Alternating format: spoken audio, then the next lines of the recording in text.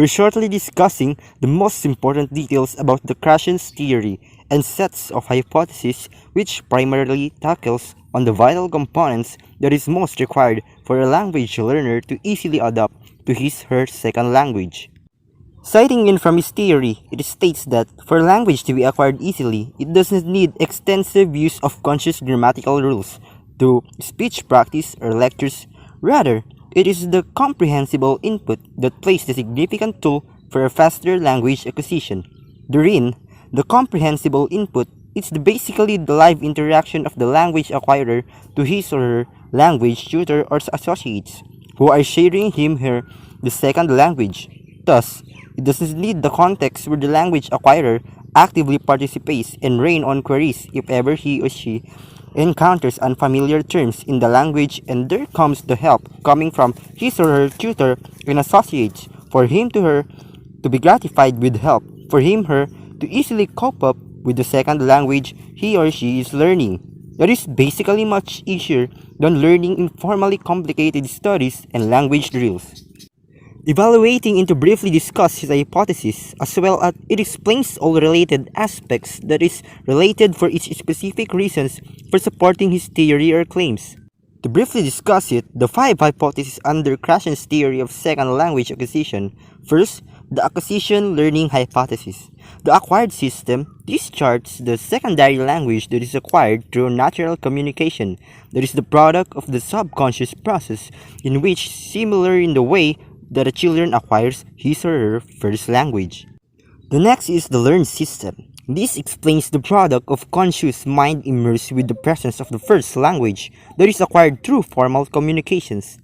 The second hypothesis is the monitor hypothesis. According to Krashen, this functions as a planner, corrector, and the editor of language when it is to be used. Therewith, it comes ready with the 3 specific conditions that are met. First, the second language novice has sufficient time and at their disposal. Second, they focus on form or they think about the correctness of the language to be used.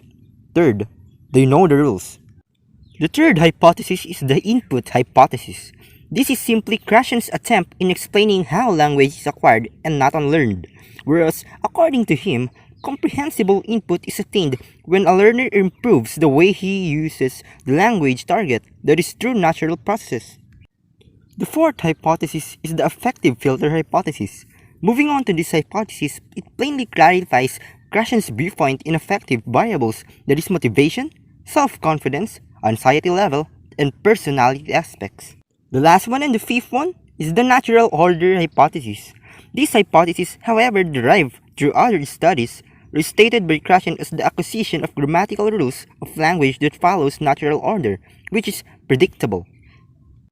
Continuing on from our topic lessons are selected discussions that further investigates the comprehensible inputs and its relevance to the language teaching, followed by the affective filters and some of the best recommended teaching strategies to employ in the teaching of second language in any learning environment. Good morning everyone, I'm your next presenter and I'm here to present to you the affective filters. Learning the second language can be difficult for children, especially when the mode of teaching are not really comprehensible. It also enables children to feel different emotions upon learning it. So teaching strategies and techniques are amassed in the classroom setting. There are different factors that affect the children's interest in learning the second language. First is their environment. Of course, children can meet new people every day that can have a big impact on their decision making and the acquisition of the second language. So let me ask you, who are the person who help you to easily acquire the second language? Is it your parents, your friends, or your teachers? Parents are the first person we interact every day wherein we can adopt the second language if they continue to use the second language.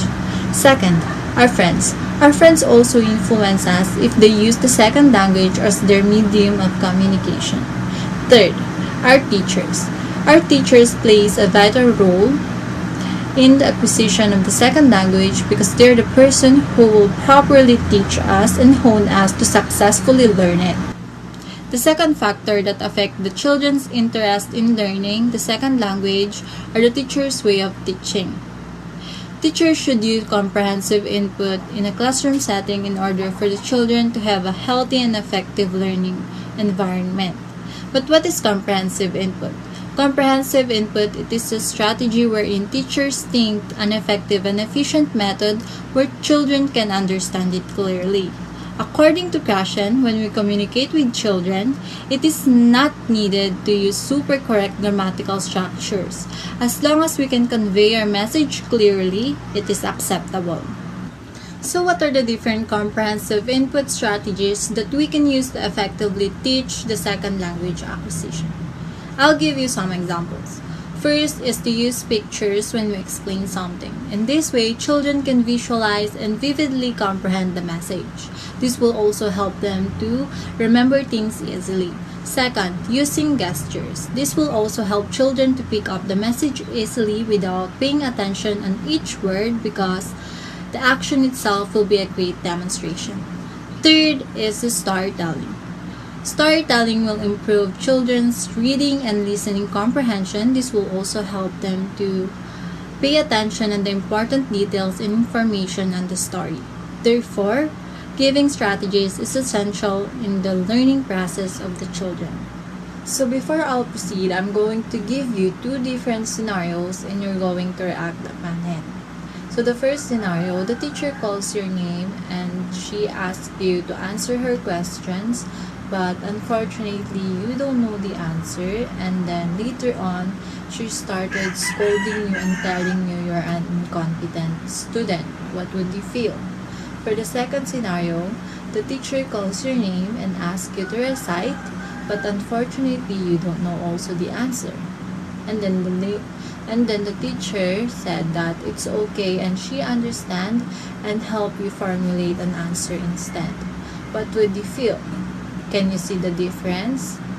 Can you see how the teachers approach? So going back on the first scenario, of course, the children would feel sad because the teacher acted that way. And for the second scenario, the children would be grateful because the teacher said she understands. So to clarify things, there are positive and negative emotions when it comes to learning the second language. Some of the positive emotions that children feel when they are learning the second language acquisition are happiness. Maybe they feel happy because they're going to learn a new language aside from their first language. Or maybe they are excited because they're going to extend their knowledge about language.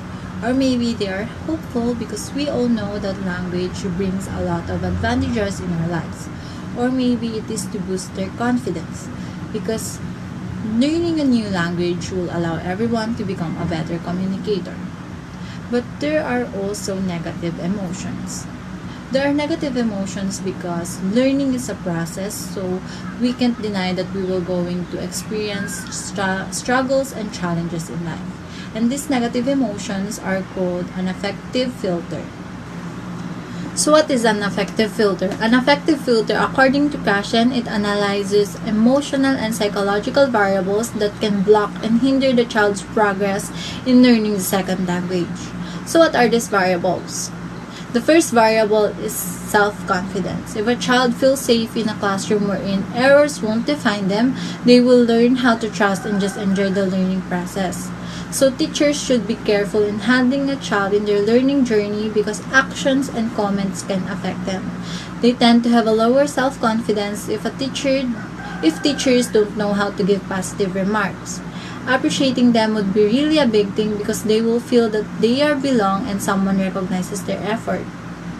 And if this does not successfully applied in a learning environment, they will tend to isolate themselves because of embarrassment and because they feel that they are not good enough.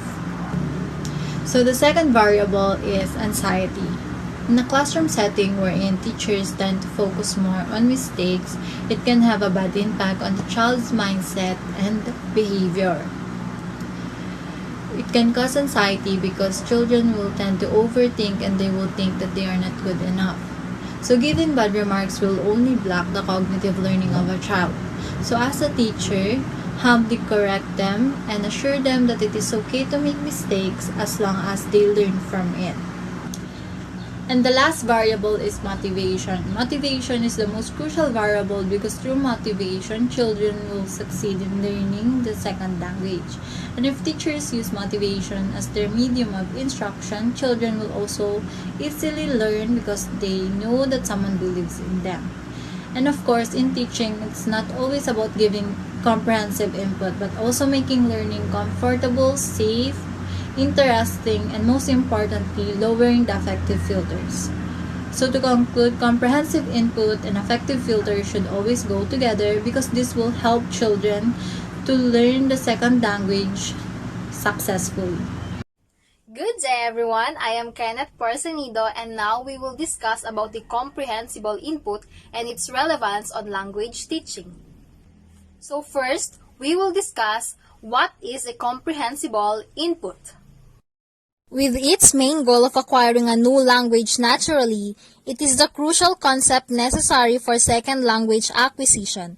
Comprehensible input is one of the 5 hypotheses from Stephen Krashen's theory, where he summarized the idea into a simple expression of I plus 1. Here, I stands for input, the learner's current ability level, and plus 1 stands for the exposure to a more complex and advanced language. So here enters the role of the teacher. If the teacher always give I and constantly use the familiar language in discussion with the students, the learners will not be challenged to learn a new language.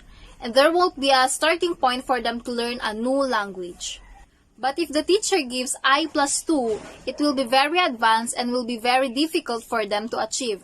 Remember that in learning a language, we have to acquire its sentence structure, meaning, and sound. In order to determine the proper I plus 1 ability level for the students, the teacher should know some of the backgrounds of the students by asking them to share some needed information or through class discussion or activities. Here, the teacher will already know the first language of the students and can do a research for the differences and the similarities to the target language. This way, it will be easier for the teacher to determine the needs and the proper approach to each student. Or the teacher can introduce an unfamiliar word to the students every day for them to learn. Imagine in a SEM, a student can learn more than 100 words that can help their vocabulary. That's it for the comprehensible input and its relevance on language teaching. Now let's hear some teaching strategies from the next presenter.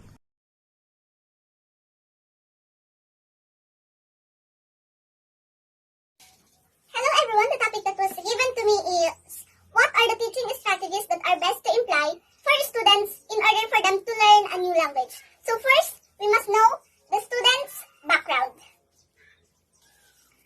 Before anything else, teachers should know the student's background for them to be able to have an idea on what approach they will give. This can also give them idea on what are the languages that the students are primarily use, or in order for them to determine if They are monolingual, bilingual, or multilingual. and in that way, teacher can be equipped with some information in teaching them, and for the teachers to know what are the proper approach to imply to the students in that area.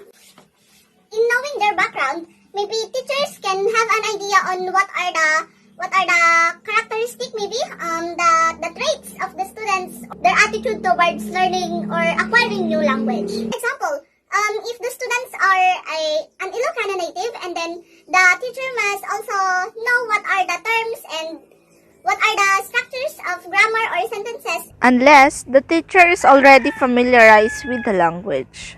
Another strategy is introducing the words little by little or slowly. Why? Because in teaching language, it cannot easily be learned, especially when it is not often used in that area. So it really takes time for them to intake all the informations. And as a teacher, you need to slowly input all the informations to the students to let them adjust. The next one is repetition. Repeating words or phrases of the new language will also help students to enhance their mind. Through repeating, words will help them realize, or words will stuck in their mind that this is the right term for this, and or this is the right or applicable word for this. For example, in counting or in teaching a child without any other knowledge, then you need to repeat the words or the ideas you want to imply for revise and memorize the words or ideas. So, teaching new language, you also need to repeat that word so that it will stuck in their mind that, yeah, it is the right term for that and this and that and so on in a sentence. Next is using words or phrases in a sentence. So, in implying or in teaching new language in a students, it is just right to use the words or the phrases in a sentences. For examples, using the new language you want to teach in a sentence will enlighten the students on what and when will be its most appropriate time to use it. Additionally, it will also give them an insight on how the words will be used or on how the words is associated in a sentence. For example, you have a vocabulary that you don't know. Syempre, you need to search the meaning, and you also need to know the way they use that vocabulary in a sentence. So it is really a must for us in order for us to teach the language to use the words or phrases in a given sentence. Next is teach language beyond the lectures given in the curriculum. As a teacher, you want your students to learn in the best yet inefficient way. So if that means that you as a teacher needs to broaden your knowledge or basis, then try to think outside the box and try to explore new things and techniques that will empower you as the teacher to implant the new knowledge to your learners. And though it is not in the curriculum, as long as it is related to the topic or it is connected, then you need to be flexible enough to think of ways on how your students will learn the new language effectively and efficiently. For example, if you think that the lecture is hard for them to understand, then as a teacher, you need to think of ways wherein the students learn easier, di ba? You need to think of plans on how to implant this knowledge to the students, and in order for them to learn in the way that they can enjoy maybe, or they can effectively learn the language. Another one is engaging students in vigorous activities such as in written or oral activities. In giving them various activities after the lectures will help you as a teacher to assess how far they learn the language. Listening and reading can also be applied effectively in the activity. This will help students to know how they will use and choose the right words correctly in a sentence. In written works and in oral presentations, this will help you determine if they obtain or learn the lexemes, phonetics, and phonological structures properly. This will also give the teacher an opportunity to correct intonations, pronunciations, and other mistakes of the students in learning the second language. These activities will help them enhance their minds and their knowledge in acquiring new language. For example, in reading activity. In reading, you can teach the child the proper intonations, the proper pronunciations of the words. For example, a child, in teaching them how to read or how to use the words in a right sentence, well, it will be stuck in his or her mind that this is the proper reading of this word and this is the right or appropriate use of the words in a sentence, so that they can be familiarized with the places or structures of the words or how they can use it in a sentence. Last strategy is giving students lots and variety of examples. So during lectures, examples is the best way to imply the meaning and correct usage of words in a sentence. So it is really necessary, especially in teaching new language, to use words in examples. Because I personally, sometimes the examples are my basis in learning or in gaining new languages. Now, concluding points to the discussions presented, we have learned that comprehensible input is truly relevant in language teaching, as these inputs are generally provided by the teacher. It is what students learn, receive, and understand from the discussion. With these characteristics of high quality, attributions, and relevance, in other words, the teacher's input should be both understandable and bit challenging for the students. Moving on from that, we also learned that the affective filters are always important to consider as a great affecting factors for the language acquirers that is in the classroom or in the learning environments. We've also concluded that the teacher's way of teaching may still be insufficient to fulfill the cognitive needs of the students. in a way that even if the instructor presented in all possible ways he can, if the student's affective filters, that is, lack of self-esteem, motivation and anxiety are high, their ability to obtain language learning is impossible, for it is dominated by the said factors. Setting a student-friendly environment will decrease affective filters and will promote acquisition of the language. Another from that, we've learned that some of the best teaching strategies to employ for students to learn new language, just like the first one that tackles that we must know the student's background, as this determines if they are monolingual, bilingual, or multilingual. In that way, the teacher will be equipped with some information upon teaching them. Thus, the introduction of the words little by little or slowly, teaching new language cannot be easily learned, especially when it is not often used in the area, so it really takes time to intake the information.